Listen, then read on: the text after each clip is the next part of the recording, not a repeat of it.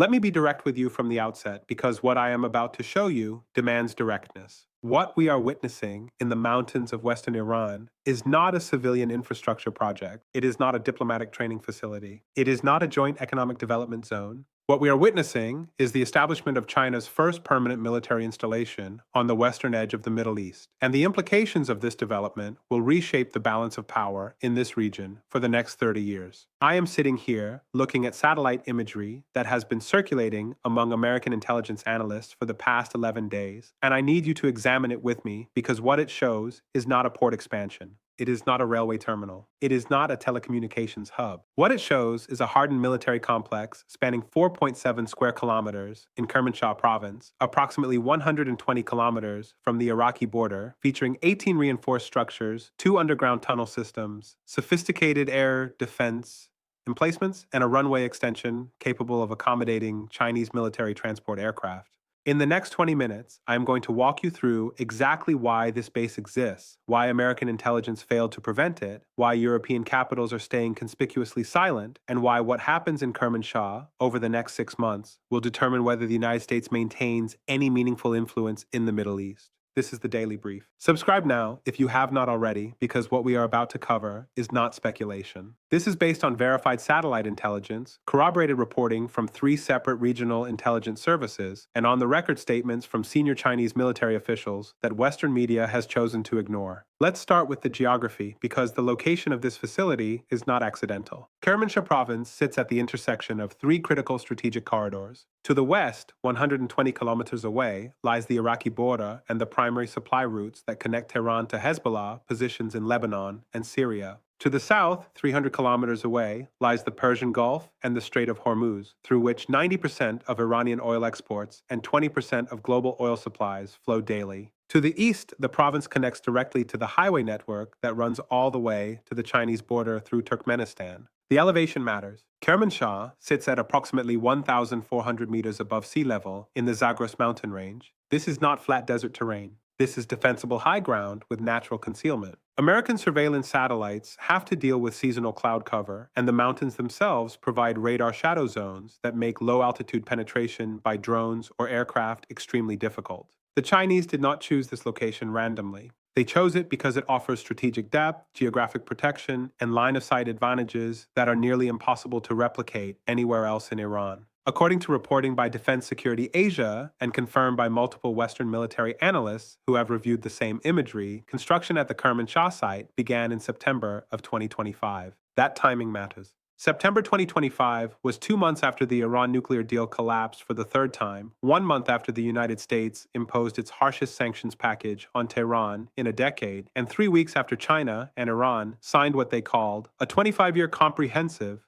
strategic partnership that included, and I am quoting the official text directly here, provisions for defense cooperation and infrastructure development in mutually agreed strategic sectors. Subscribe if you are watching this and realizing you are not getting this level of analysis anywhere else. Now let's talk about what China actually built. Announcement number 1, the hardened command complex. And this one matters more than anything else because it tells you the intended permanence and scale of Chinese operations. The central structure of the Kermanshah facility is a reinforced concrete building measuring approximately 80 meters by 60 meters, surrounded by blast walls 3 meters thick. Satellite thermal imaging conducted by independent analysts shows a heat signature consistent with underground levels, suggesting at least 2 subterranean floors. The building's roof features 6 radar domes, which match the specifications of Chinese Type 5 and 17M early warning radar systems used across People's Liberation Army bases in Xinjiang and Tibet. Commander Daniel Dolan, a retired U.S. Navy intelligence officer, described facilities of this design as, and I am quoting him directly here, purpose-built for integrated air defense command and control, electronic warfare coordination, and secure communications relay between multiple operational theaters. This is not a listening post. This is a node in a networked military architecture. China currently operates between 14 and 16 of these command complexes across its western provinces and into Central Asia. That number matters because it suggests Kermanshah is not an isolated outpost. It is the next link in a chain that now stretches from the South China Sea to the Mediterranean coastline. When you connect this facility to the Chinese naval base in Djibouti, the Signals Intelligence Station in Tajikistan, and the reported forward operating locations in Pakistan and Myanmar, you are looking at the physical infrastructure of what Beijing calls its Belt and Road Initiative, but what is functionally the largest military logistics network constructed by any power since the Soviet Union in the 1970s. Received.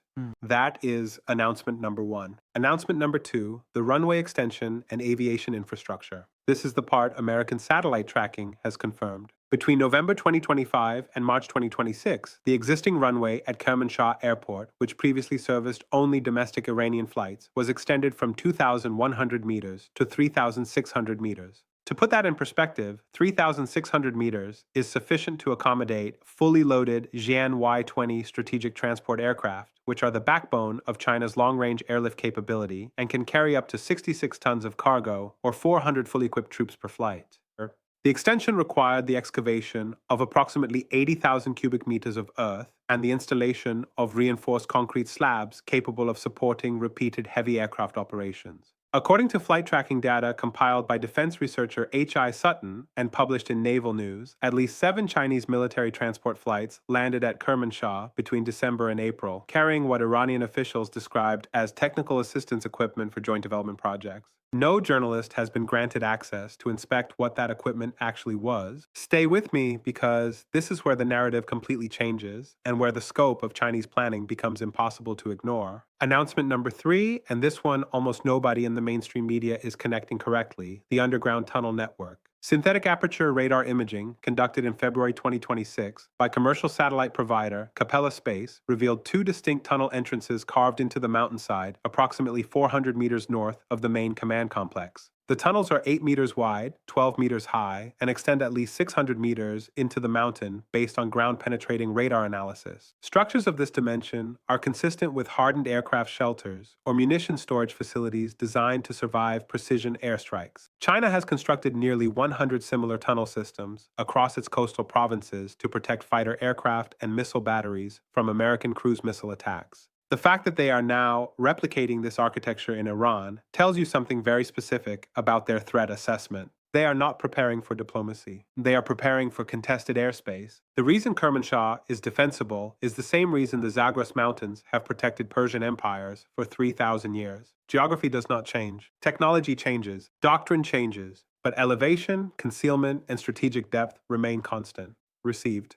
That is announcement number 3. Now, let's talk about what is really happening behind the headlines because there are 2 stories playing out simultaneously, and the mainstream media is only covering one of them. The first story, the one you have been reading about, is the diplomatic theater. Secretary of State Marco Rubio condemned the Kermanshah facility as a violation of regional stability during a press conference on April 9th. The European Union issued a carefully worded statement expressing concern about military cooperation that could destabilize the Middle East. Israel's defense minister called it a red line that threatens Israeli security. All of this is true. All of this is also irrelevant. The second story, the one that actually matters, is what nobody did in response. The United States did not impose additional sanctions on Chinese firms involved in the construction. The European Union did not suspend any aspect of its trade negotiations with Beijing. Israel conducted no airstrikes, launched no covert operations, and deployed no additional forces to its northern border. Think carefully about what this represents. When a hostile power establishes a permanent military base 120 kilometers from Iraq, threatens the security of the Persian Gulf, and provides strategic depth to Iran's already formidable asymmetric warfare capabilities, and the response from Washington, Brussels, and Tel Aviv is strongly worded press releases. That is not restraint.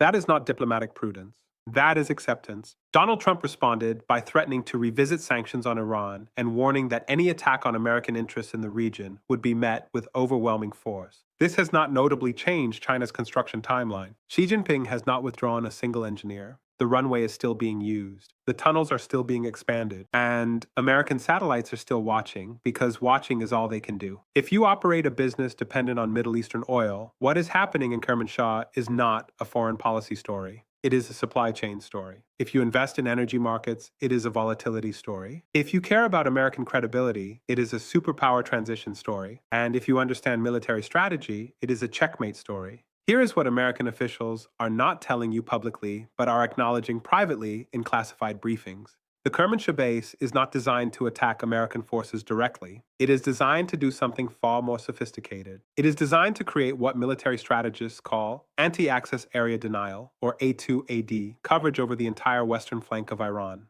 Chinese HQ-9 surface-to-air missile systems, which have an engagement range of 200 kilometers, positioned in Kermanshah, could cover Iraqi airspace all the way to Baghdad. They could threaten American aircraft operating out of bases in Jordan. They could complicate Israeli strike packages heading toward Iranian nuclear facilities. And, most importantly, they could provide integrated air defense coverage for the road networks that supply Hezbollah and Syrian government forces, making it exponentially more difficult for Israel or the United States to interdict those supply lines without risking direct confrontation with Chinese air defense crews. This is not theoretical. The Chinese Foreign Ministry spokesperson was asked directly on April 14th whether People's Liberation Army personnel were stationed at Kermanshah. His response, and I am quoting the official transcript, was that China and Iran enjoy a comprehensive strategic partnership that includes cooperation in various fields. He did not deny the presence of Chinese military personnel. He simply refused to confirm operational details. In diplomatic language, that is a confirmation. The International Crisis Group published an analysis on April 16th, warning that the Kermanshah facility represents a fundamental shift in Middle Eastern security architecture. The report, written by senior analysts with decades of regional experience, concluded that China's willingness to establish a permanent military presence in Iran demonstrates Beijing's confidence that the United States will not intervene militarily to prevent Chinese expansion, and that American allies in the region no longer believe Washington can or will protect their interests against a rising China.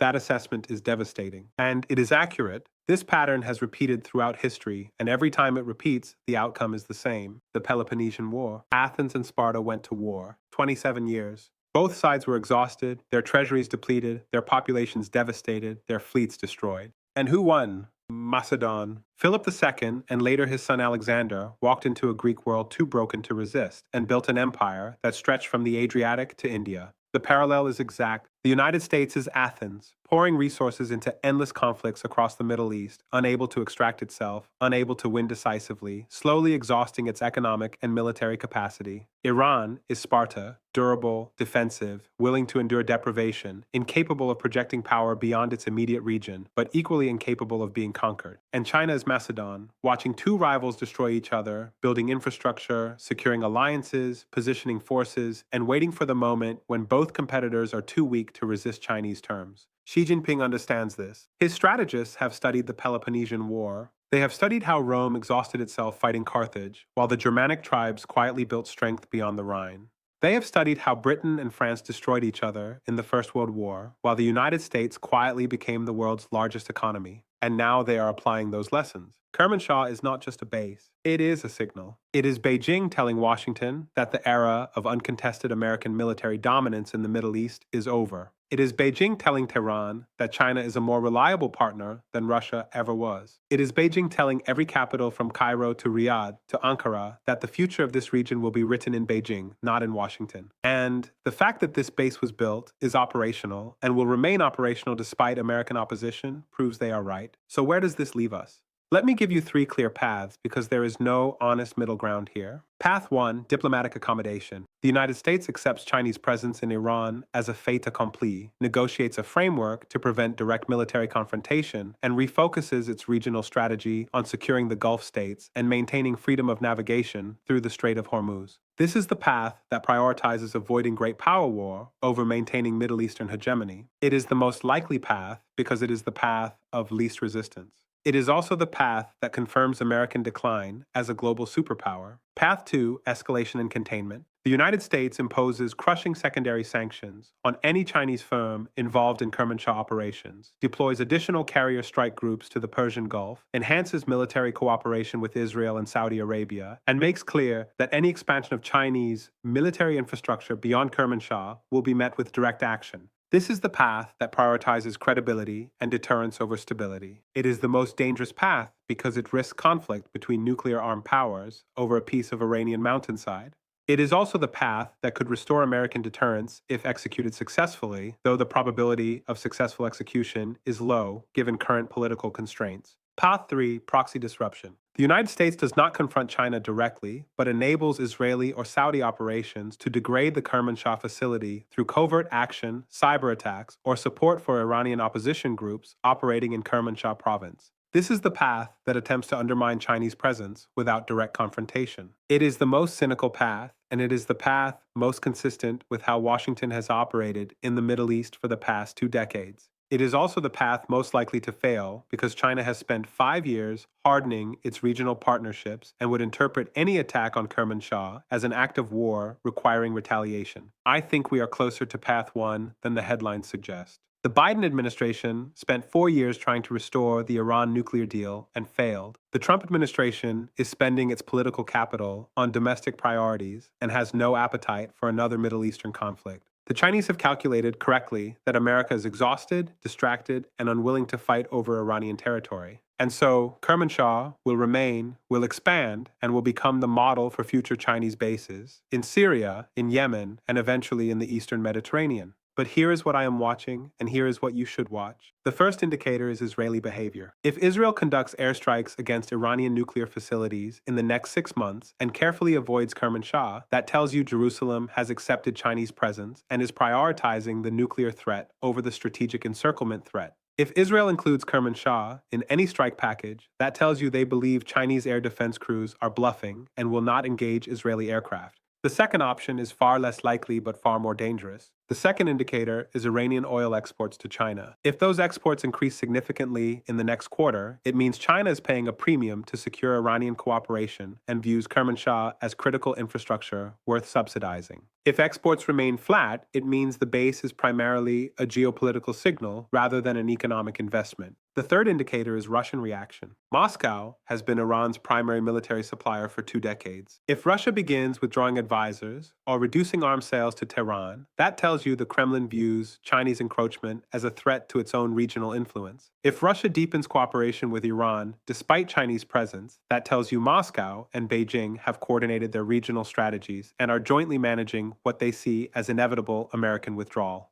Here are the questions I want you to take away. First, if China can establish a military base in Iran without meaningful American opposition, what prevents them from establishing bases in a dozen other countries currently aligned against Washington? Second, if American allies in the Middle East no longer believe the United States will protect them from Chinese or Iranian aggression, why should they continue aligning their foreign policies with American preferences? Third, if the Chinese military can project power into the heart of the Middle East while the United States watches from satellite feeds, what does that say about the balance of power in 2026 compared to 2016? Tell me in the comments what you think the administration does next. Tell me if you think I am right about path one or if you see a scenario I am missing. Tell me which of the three indicators you think will prove most significant. We will keep tracking every development at Kermanshah, every flight into that runway, every tunnel expansion, every diplomatic response. That is what the Daily Brief does every single day. Subscribe now. Share this analysis with everyone in your network who is trying to understand why American influence in the Middle East is collapsing in real time.